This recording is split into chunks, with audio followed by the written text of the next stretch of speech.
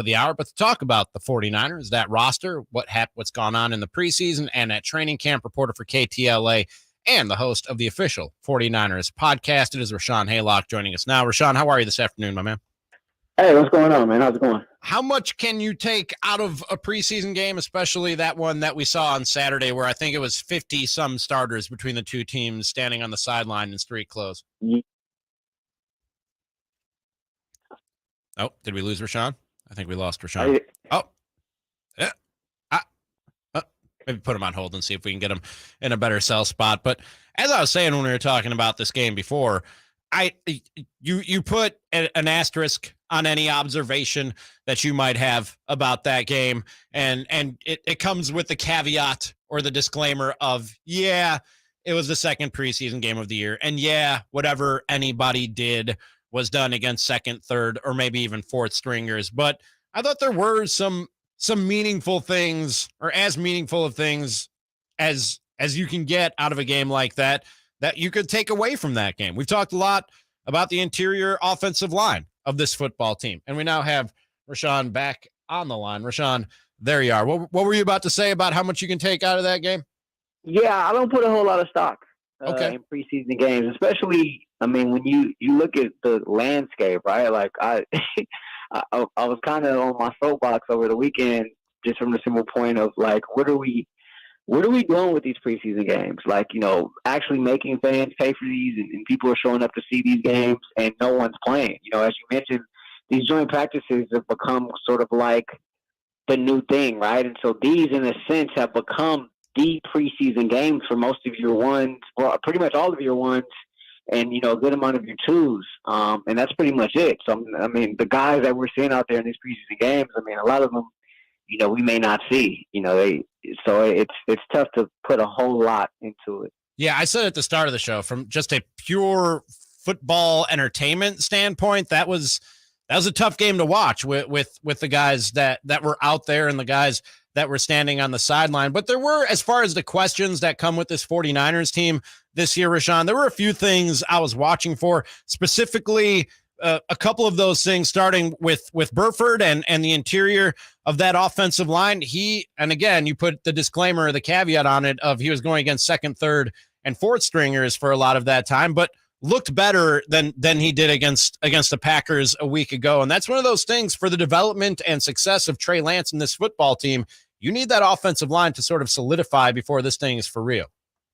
No, absolutely. I mean, the offensive line is going to be key. That's a huge point. But I think one of the benefits of Trey, and something that, I mean, let's just give Kyle and John the benefit of the doubt of a little bit of foresight here, right? And knowing that maybe this season the offensive line wasn't going to be as strong. And so you got a guy back there in Trey Lance who is nimble, and he can make some things happen, with his feet. And so the ability to extend plays, I think, is something that, you're sort of banking on if you're this 49ers team. I'm not. Look, I think there's some question marks there, obviously, right? Mm-hmm. But I don't think that this offensive line is going to be as tough or as rough or as bad as some people think they are. I think when you look at a guy like Kyle Shanahan, his ability to scheme, and so many people talk about him being able to scheme guys open or to scheme completions. He also schemes very well in the run game, right? And he can also, make up for some of whatever deficiencies you may have on that offensive line. So I'm not as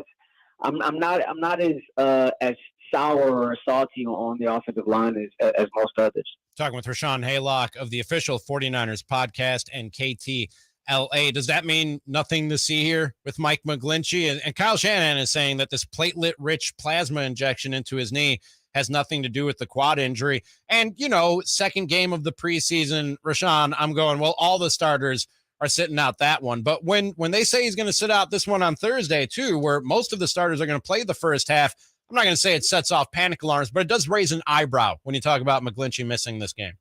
Yeah, it raises some eyebrows because you look at McGlinchey and he's been sort of the stalwarts, right, this last couple of years here, right? And so when you have an important piece like that, an important call, someone who you're dependent on to be able to give you some substance on that O-line, but also to be a leader there as well. When you talk about a veteran presence, it raises some eyebrows. But I think Kyle, for the most part, is a straight shooter, right? I mean, so we'll see. We'll see what happens come week one. But I think you look at the Jimmy Ward situation, right? I think Kyle came right out and said, like, look, it may be tough for him to start the season opener, So I kind of want to give him that same grace here in the sense of when he's discussing McGlinchey.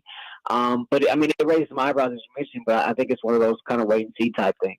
What do you think, and talking with Rahshaun Haylock here of KTLA and the official 49ers podcast, what do you think the depth chart or the running back room looks like right now in terms of who's going to be getting the majority of that load, who's starting games, who's finishing games? How do you think that all plays out?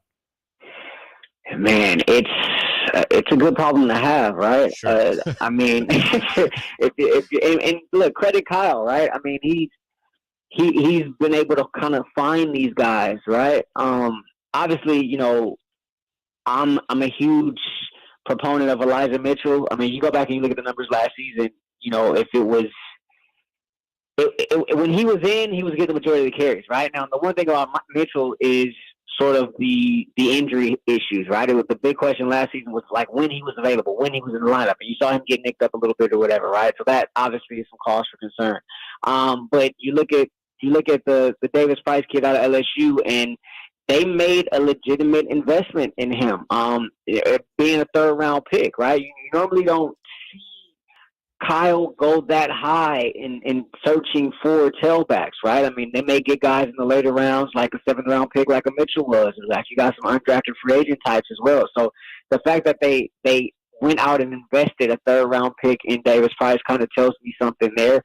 But I think I think with Kyle, and I've always said this, and we talked about this a lot on our podcast, for one, he's going to go with a hot hand, right? But at the same time, there's a little bit of unpredictability to it as well, from the standpoint of you just don't know who's going to be the guy that week, right? And so we've seen where he's had a plethora of guys to play with, and he'll just kind of use the best guy that's available, or the best guy that works for that particular week. But if there was a leader in the clubhouse, all things considered, all things even, it's got to be Elijah Mitchell.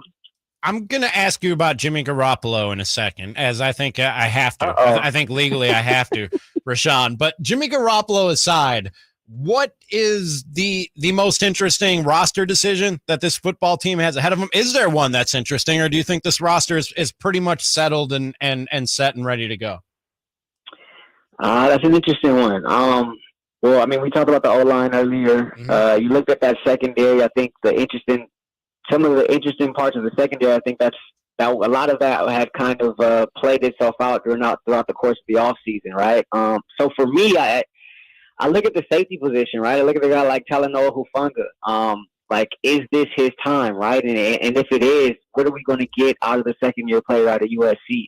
From a 49er standpoint, I think that's very interesting. I think it's how do they kind of fill that void, that other safety spot with Jimmy Ward looking like he may be out, even if it's just for one game. But I also, it's the secondary for me. There's some depth there. There's some talent there. But there's also some young guys there. So you kind of got a mixed bag, right? And so it's how will that play itself out throughout the course of the season? I think that's the most interesting component to me is the secondary. You look at the corners, you look at the safeties as well.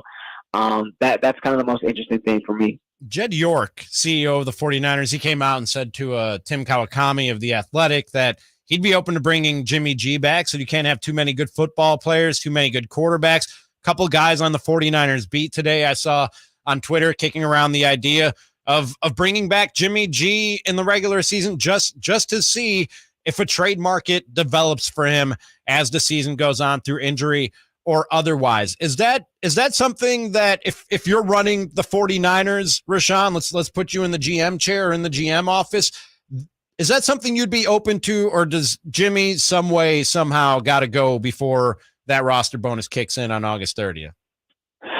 This is something that we've talked about throughout the course of the offseason, and something that my partner on the BLieve 49ers podcast, Super Bowl champ Eric Davis, we totally do not see eye to eye on. I think that this has been a poor job by the 49ers of managing this whole Jimmy Garoppolo thing, and it all started on his farewell press conference the day after they got bounced after the NFC Championship, right? And from that moment on, every single move that they made as it relates to Jimmy G has been poor, and they sort of put themselves in this situation. Now you got an opportunity where they were kind of saved. The surgery saved them, and just kind of gave them, allowed them to give Jimmy permission not to show up to, the OTAs and things of that nature. But now it's gotten weird, right? Like he's there, but he's practicing off to the side on the side field, but he's like still signing autographs, and the fans still love him. Those that support Jimmy G. It's just a weird deal, but I believe that he should have been gone a long time ago, but I think by them opening their mouths the way that they did, they took away the trade value, and so now you're at this point of the season where you really have nowhere to go, right? Cleveland may have entered the conversation here, but I don't necessarily see them going that route. Once Baker Mayfield got moved, that pretty much signaled the beginning of the end for me. So unless you're just gonna bite the bullet and release him, you have no choice but to keep him on this roster. But how much is he involved? How much is he in the quarterback room? How much is he hanging around Trey and at practice? Is he getting any sort of reps? Right now, he's your best backup quarterback right now on the roster. But Ken, you're setting up who's supposed to be your franchise quarterback. You're setting him up for, I don't want to say failure, but you're setting him up for a rocky road, so to speak, because it's anticipated that Trey Lance there's going to be some bumps in the road, right? Sure. Everything's just not going to be, rainbows and butterflies when he takes the field for the Niners. And so, the moment that happens, right? What if there's a 2-game losing streak? What if, there's some things that happen and you got 10 there on the sideline? And everybody in the locker room is looking around and saying, look, we know 10, if he's healthy, he can get us at least to a conference title game. He's gotten us to a Super Bowl. And so it just does a tremendous disservice to Trey Lance. So I think he's got to go. But I think the 49ers butchered this terribly bad. That is Rahshaun Haylock, reporter for KTLA, and also check him out as the host of the official 49ers podcast and our guest for the last few minutes here on Cattles and Ramie. Rahshaun, great stuff, man. Thanks for the time and the insight. No doubt. Appreciate it, Ramie. You guys